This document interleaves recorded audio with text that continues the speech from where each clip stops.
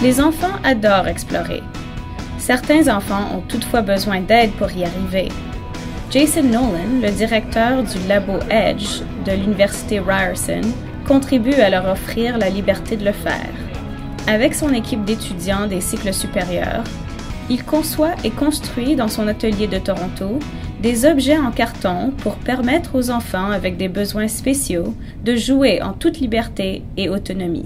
What got me interested in this particular area of research? C'est par hasard que je me suis intéressé au domaine de recherche de la conception adaptive. Je me baladais dans Manhattan et j'ai vu un magasin qui vendait des objets très intéressants pour les enfants. J'ai constaté que beaucoup d'entre eux étaient des adaptations conçues pour répondre à des besoins spéciaux. Je suis entré et j'ai posé des questions à la fondatrice de l'Adaptive Design Association de New York. J'ai tout de suite vu la pertinence d'une telle recherche au Canada.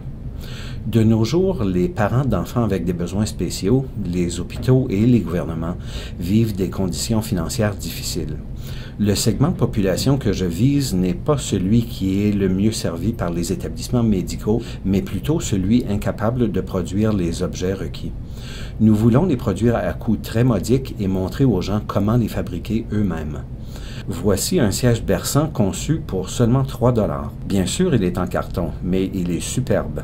Quelqu'un l'a peint, un autre l'a conçu et assemblé, et il peut être adapté à d'autres usages.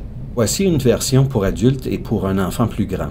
Il peut supporter une charge de 180 kg, mais lui aussi est tout en carton recyclé. Rien de ce que nous avons fabriqué n'a coûté plus de 5 $.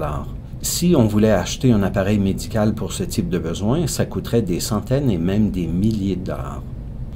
La conception adaptive bouleverse le modèle de référence actuel.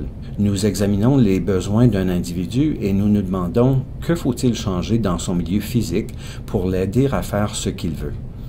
Le déclencheur pour moi, le cas d'une femme qui avait perdu l'usage de ses mains et qui n'était plus capable de se brosser les dents jusqu'au jour où on a fixé sa brosse à dents dans une balle de tennis. Maintenant, elle peut manipuler la balle et se brosser les dents.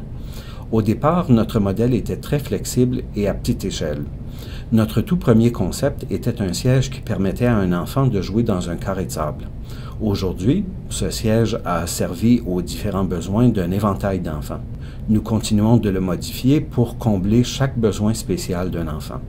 Pour moi, la conception adaptive est une technologie essentiellement sociale, car elle permet à l'enfant et à l'individu d'agir et d'interagir avec les autres sans l'aide de quelqu'un ou d'un dispositif médical.